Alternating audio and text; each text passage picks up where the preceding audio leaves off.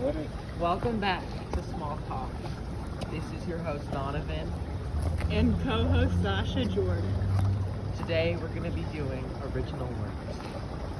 Donovan, why don't you start us off for this session? You flatter me.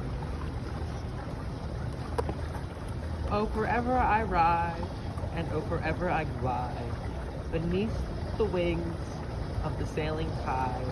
And though the boat may strike its heel, my love for you, I cannot describe the feel. The feel of the water sprinkling over me, the rough stone that abides my soul. I cannot hear, for I am overcome with sadness. Sadness which nobody will bear. That was really deep. Thanks, Donovan. Yours was really insightful. I think this speaks a lot about modern society. And it really breaks the It strikes stigma. a chord. It strikes a chord. It cuts right through all the prejudice and the stigma of surrounding modern day And injustice. And then yeah, exactly. I think Our words No, are I so think- powerful. I think those types of words really should be reflected upon yeah. And That's truly amazing, Donovan. amazing. You have a gift. So let's That share it reminds with me. the world. That reminds me. When Apollo struck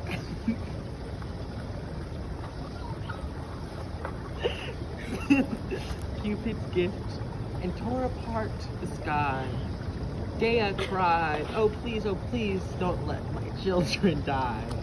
But then across the wooded lands, her children began to erupt, and continents were born from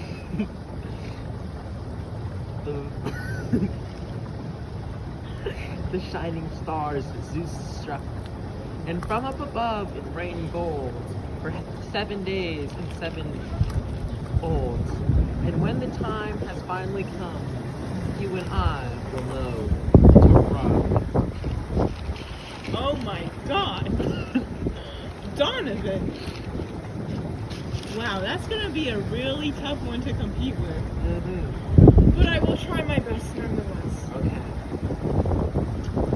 Prometheus soared, and Sasha sung his kind laments. But nevertheless, his howls and yelps of distress were never glanced upon the society which Cupid solemnly strived. A deity. A deity, there are many gods, but we all say that there is one for us all. But yet when we seek, we do not think to act, and that will be our soulless act. And when we find and we strive for greatness, we must always make sure to speak our truth. Truth. What a strong and beautiful word. It speaks great lengths to which the world has heard. It's found in the crevices of the mountains and spoken in the whispers of the wind. O truth, behold our mighty sins, for only you can rescind our kin. That was good. That was really deep. Thanks, Donovan. And, I think that speaks a lot about the modern family structure. It really, the atomic nucleus? Because it's like the sins of our forefathers have been passed on to us and onto Absolutely. our fathers, and it will be passed on to our children and our children's children. Snaps. Snaps for that. That's very... I mean, that speaks to the concept of truth and how this reflection and perspective really intrigues how we're structured society, And which is perspectivified yeah. around the morality of our beings. And you know, I think that people don't spend enough time thinking about virtue. The virtue of truth.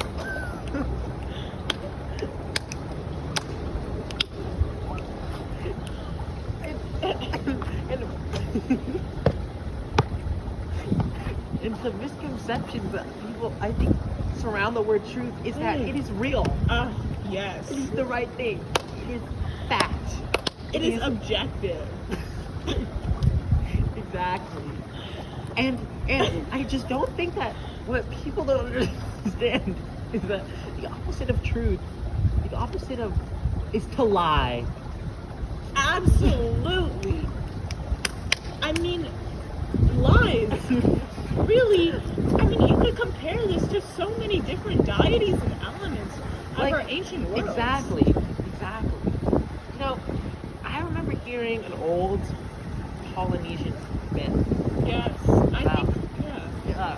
And they really spoke heavily onto the reasons as to why we have faults in our modern world. It's a really cornerstone. It's a keystone moment in the development of human culture. It has an intrinsic value Yes. in the making of the human story. It really does. In this You're absolutely right. in this anthropogenic age, I feel as if we have to go back to our roots and discover our past virtues and relearn our truths. Yes, because really this whole journey, this magical, fantastical, almost unrealistic Uncanny. journey. Yeah, uncanny journey that we're on. Just really points out all the different cultures, values, perspectives, opinions that humankind has. I think what you're trying to say is that human beings are complex. There are more than two emotions. More There's than two-dimensional. There's more than happy and sad, angry and mad. It's not black and white.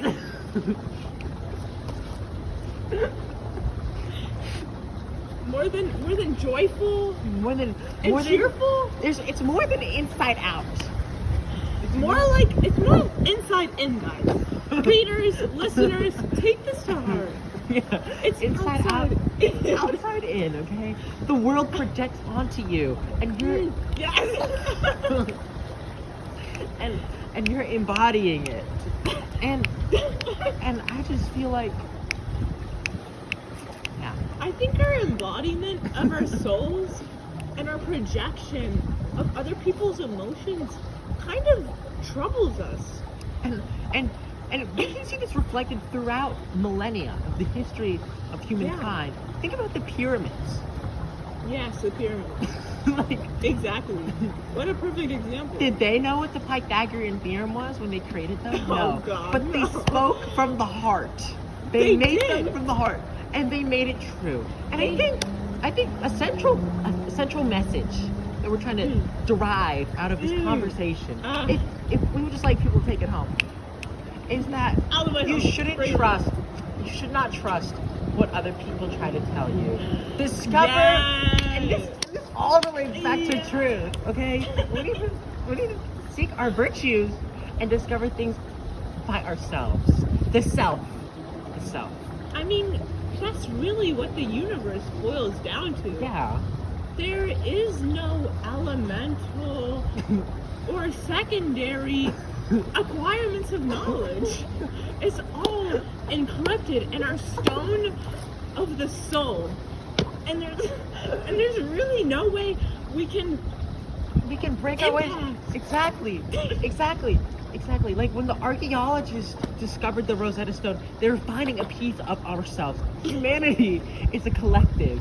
It's its own whole Yes. thing. And when people try to tell you you're wrong, you have to say, well, we're all human. We all make mistakes. and our soul is what is most important. You have to derive from the soul. Speak from the heart. Pierce through the through the lies and the banalities. Yes. Yeah. So, Donovan, would you say that this duality between ethos men, and pathos? not only ethos and pathos, just the intrinsic and complex Inherent duality, complexualities. Thank you. Of all of these beginning ideas. So, do you think they have an impact on our different values of growth and change and adaptation of the human species, even on a molecular level? I mean, so I personally don't believe in evolution, okay? But I do believe in intrinsic forces that push and pull the surface of our world like clay. Like clay. Exactly. And we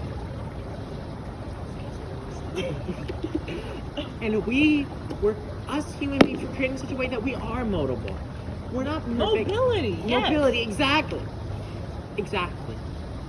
Mobility is just honestly such a interesting. It's such an adaptation. It's an intrinsic and okay. And this makes me think about when mobility is lost, when movement decays, and that makes me think about entropy and physics in black holes. Because so the universe was created thousands of years ago. Yeah. And what we're experiencing right now is a collapsing of the intermolecular forces, neutrinos, electrons, neutrons, protons, that are forcing our world to adapt to a new era. And this is entirely reflected in contemporary art and literature in this modern day and age. And getting back to what you said about mobility, I mean, that's vast. Absolutely vast. So many things can move. Cars can move, but are they an Yes. intrinsic, inherent, and valueless? Are they? That's the question. They don't have a soul. That is the question. How do they move? Honestly, guys, this is a question of all existence of our modern present world. Yeah. It's just really fantastic the way we can derive and explore these different values of nature and creation. Creation. I look for you beyond the equation. They say E equals MC squared, but how do I not know that the truth is not over there? The virtue that you seek and that you signal to me is not always what makes sense to you and me. That was absolutely Straight from the heart. Straight I from could the heart. feel like this cord, this silken cord Yeah. of enlightenment Yeah. and truth just Yeah. spreading into my chest Yeah. from your own heart. Oh my god. Okay, and let's not even get started on projections, okay? There is energy Projection. all around us. Yes. The mind and the body and the soul are in sync. They really sync. are. There are 8 chakras, not 7. And when 8. we unlock all of them, we can finally achieve enlightenment. And even more than enlightenment, we can find all the secrets hidden beneath the ocean. Yeah. All of these different perspectives, Yeah. ideas, Yeah, concepts. I completely agree. Okay, so to end this episode, that was some really interesting stuff. But to end this episode, I would just like to take a moment and do a brief Buddhist hymn. Yes, please do. Hey. Waka waka. Waka waka. Oh man. My inner rapper is coming out. Waka waka. Hey, what? Uh-huh. Yo. Yo. There are so many values around us. What? And we gotta find out the truth to say what? So we gotta look inside our souls. Hey, what? And try to find virtue. Uh-huh. I love those words, Donovan. Let's go, Sasha. Yo, let's hear a story about nature and see what it can do for us. Knowledge is the key of stuff, and knowledge is what's in us. And don't go to college. And don't go to school. Because you know what's cool? What? What? You know what's cool? What? Being illiterate. What a great way Snaps. to end the session. Mm. Absolutely snap-delicious. Snap a fantastic.